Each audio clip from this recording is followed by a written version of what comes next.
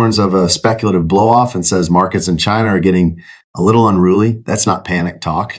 That's a red flag, because when smart money starts using words like that, it usually means the risks are already baked in. Welcome back. Global mining company BHP reporting strong half-year results, achieving 30% copper production growth in the last 4 years. The company took in nearly $28 billion in revenue with an underlying EBITDA of $15.5 billion, supported by growth in gold, silver, copper, and uranium. The miner also announced a $4.3 billion silver streaming deal with Wheaton Precious Metals, pushing BHP closer to a goal of $10 billion in asset sales to help fund copper expansion, which now accounts for the largest share of earnings. Joining me now, the man behind it all, the CEO of BHP, is with us, Mike Henry. Mike, great to have you. Welcome. Good morning, Maria. Great to be here. And you reported today. You are coming to us from Australia. We appreciate that. Tell us what drove the quarter. Well, so it was a half-year results for us, and what a strong set of results. We had record production in iron ore, record production in copper, and in fact, we've lifted our copper guidance for the period ahead, both 2026 and 2027. And this is off the back of an already strong result of 30% growth over the past 4 years, as you noted, and we have strong copper growth ahead of us as well. So in a world in which many others are downgrading their copper guidance, we've managed to upgrade ours at just the right time because it's been a strong market for copper, and it's this combination of growth and high prices that has underpinned the great financial results for the half. 51%, as you said, is the majority of our earnings now coming from copper, alongside a very strong iron ore business. And that production result, the financial results, combined with the sharp approach we're adopting around capital allocation, has allowed us to declare a dividend of 73 US cents per share for the half, which is above market expectations. Yeah, this is all very, very exciting. And of course, the story of copper fits into what the United States is doing in terms of stockpiling critical minerals. Where specifically is copper used, and where is the demand coming from, Mike? So this is part of the great story of copper. Copper demand is ubiquitous. It's used in all walks of life. So for the basic functioning of the economy, let alone economic growth, the energy transition, the AI revolution, all of these need copper. And so copper demand is expected to grow by 70% over the next 20 or 25 years. And yet copper deposits are becoming harder to find, harder to develop. And we here at BHP are already the world's largest copper producer. We have the world's largest resources of copper. And we've got 4 big growth options ahead of us on top of the 30% growth we've seen over the past 4 years. So we're pretty pleased with where we're positioned in a commodity where demand is just so resilient and where the outlook for further demand is so strong. What about the demand coming from China? Obviously an important customer there. What are you seeing in terms of the Chinese economy and the demand coming out of China? So the Chinese economy remains robust. Of course, there's challenges, but there's other sectors of the economy that are performing quite strong. So they achieved their objective of 5% growth in the year past.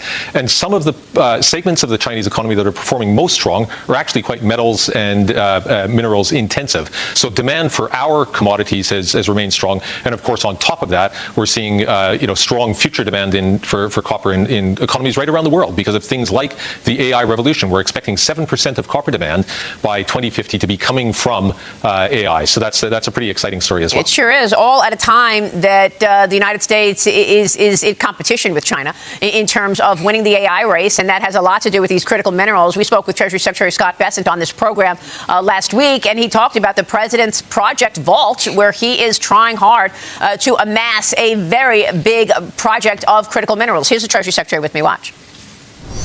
There's also a big move in rare earth and critical minerals as the president comes up with this stockpile to compete against China. Is that part of it? What do you think's behind the gold move? Well, the gold move, things have gotten a little unruly in China. They're having to tighten margin requirements. So the gold looks to me kind of like a classical speculative blowoff. But what I will tell you, we had at the State Department, there was a rare earth ministerial, countries all around the world. This is what U.S. leadership looks like. The U.S. is leading in solving this rare earth problem. Countries are not sovereign. You are not sovereign if one country can control your supply chains, and we are making our supply chains resilient. Mike, your reaction? So the secretary is reflecting the strong support that we've seen in the current administration for critical minerals supply chain security and for the development of new mines and processing facilities in the U.S. And we have an exciting opportunity ahead of us there in that regard. But you're seeing the same recognition of the importance of metals like copper in many nations around the world. And we've seen supportive government policy in places not only in the U.S. where it's very strong, but also in places like Canada, Argentina, countries racing to attract attract more investment to get these mining projects up in their country, both to support the economy, but also to ensure supply chain security in a critical mineral. Mike, a lot of questions out there about how you scale this business up even further. Is there a large acquisition on the horizon? Tell me about this silver streaming deal and how that's advancing the growth pipeline, and whether or not the growth in the coming years comes through further deals.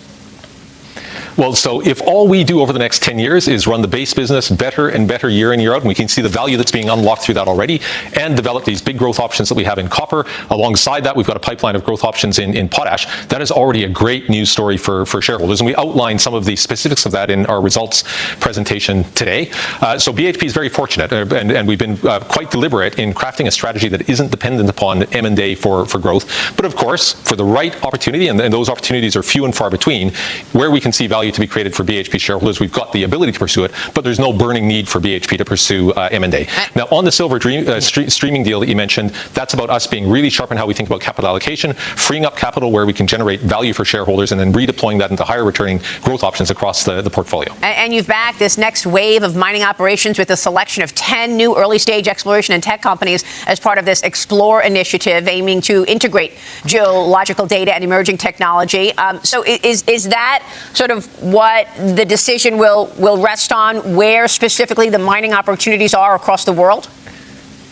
So that's one of the things that can drive breakthrough opportunities in commodities like copper for us. And the initiative that you're referring to is us borrowing a concept out of biotech. So the incubator programs in biotech, moving that into mining. So it's a first in sector approach. We've been doing it for a few years. A couple of U.S. companies selected for funding and support this year as well. Yep. But these are really the leading edge thinkers and technology companies that will help us discover, develop, and process the next critical minerals deposits. Very exciting, Mike. I know you're about to speak to investors later today. What's your main message there?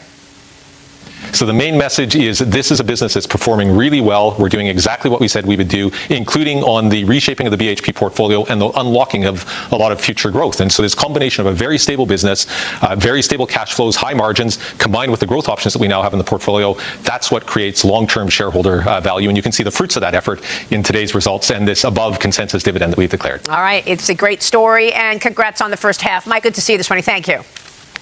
Thank you, Mary. All right, Mike Henry is the CEO of BHP, and we'll be right back. Scott Bessent didn't mince words while touting strong performance, healthy cash flow, and high margins.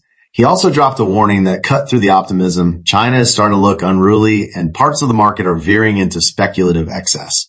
That contrast matters. On the surface, the message was confidence. Business is performing well, portfolios are reshaped, shareholders are being rewarded. But underneath that optimism is a familiar story. When growth narratives get stretched too far, speculation fills the gap. China's economy is already under strain. Slowing growth, real estate instability, heavy government intervention, and shaky consumer confidence have made markets more volatile. When investors start chasing returns in that environment, fundamentals take a back seat and bubbles form fast. Bessent's speculative blow-off comment isn't about one bad quarter. It's about pricing that no longer reflects reality. And here's where this connects back home. U.S. markets and global supply chains are deeply tied to China. When volatility spikes there, it doesn't say contained pension funds, retirement accounts, tech stocks, and manufacturing all feel the shockwaves. What's striking is how little policymakers talk about this risk. Instead of preparing for global instability, we hear endless talking points about strength, dominance, and winning. But markets don't run on slogans. They run on confidence, transparency, and trust. When experienced investors start flashing caution signs, ignoring them doesn't make the danger go away. It just means the correction. When it comes, hits harder. Bessent's warning isn't doom, it's discipline. And the real question is whether leaders and investors are willing to listen or whether speculation keeps running until reality forces a reset.